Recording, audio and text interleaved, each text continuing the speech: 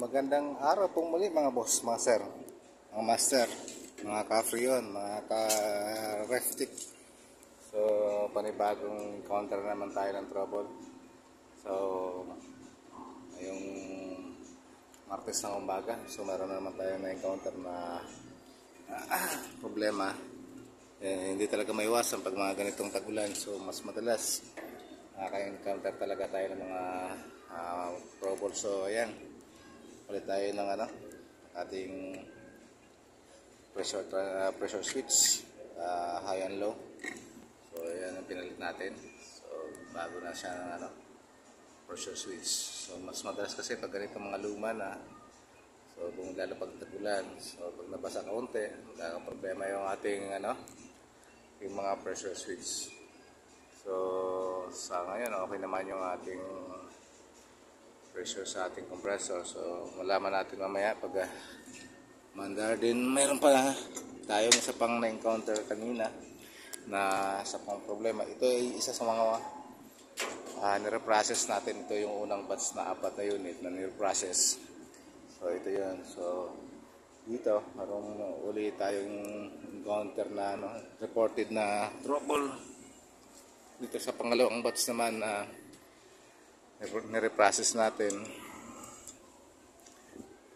umaandar naman na yung 4 na unit pero reported na problema. So check muna natin ano ba yung problema ng ating so yan, medyo luma na rin tong pressure switch, pero gumagana pa naman yung ating pressure switch. So ang isang problema na na-encounter natin ay may tinatawag na leak back pressure. So yung ating discharge, yung high pressure natin ay masyadong mababa. So kumpara natin dun sa ibang mga unit, ito sobrang baba talaga yung ating high pressure. So yan, so yung suction nya, saka yung kanyang MP, mid pressure, saka yung oil pressure okay naman.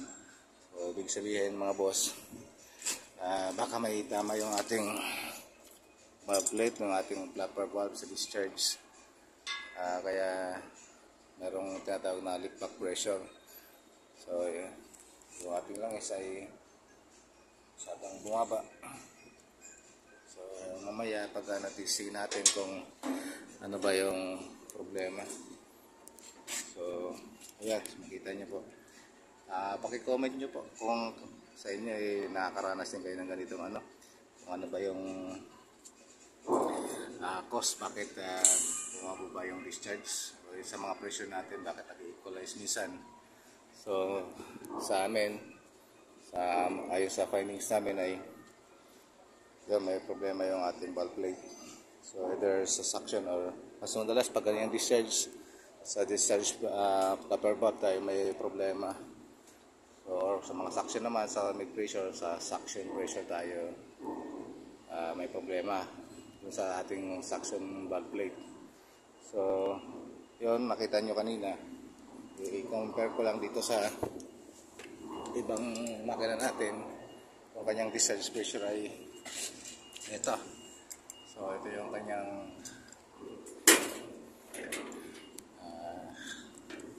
discharge pressure, yung blood pressure niya. So ito normal to na pressure. So pag shutdown, pagpatay yung makina, so dapat ganyan siya dapat. So yung isa na yon, so masyadong mababa mga boss, mga sir. So halos nasa 6 bars lang yung yung ating discharge. So common na dyan, may problema talaga yung ating valve plate. So requestan natin ng valve plate or flapper valve, pero isang assembly na dapat ang papalit natin, kasi kung flapper valve lang, so pipili lang natin ang papalitan. So dapat isang assembly na, para isang salpak lang, although mas mahal. So kung wala kayong isang assembly, so magtatsaga tayo sa mga flapper valve na isa-isa papalitan. So yun. Itong iba din, ganun din. Mataas din naman ang high pressure nila. Saka yung low. So ibig sabihin, yung talaga may problema. Yung ating isang makina doon sa dulo. Yung pangalawang batch ng ano. So may problema yung kanyang valve plate o clapper valve. So paki-comment lang mga boss, mga sir, kung sakaling nakaka-encounter kayo ng ganyan. Subscribe din po. Paki-comment kung ano po yung masasabi nyo sa ano, kung ano yung halimbawa naka-encounter kayo ng ganyan, ano yung solusyon na ginagawa ninyo para mabigyan nyo rin kami ng ano, ng idea. So kung kami naman sa ganito, sinasabi naman namin sa inyo kung ano yung ang ginagawa namin, then ano yung immediate action na kailangan namin gawin. So pag mga ganyan, so shutdown kaagad, then check namin yung aming mga makina.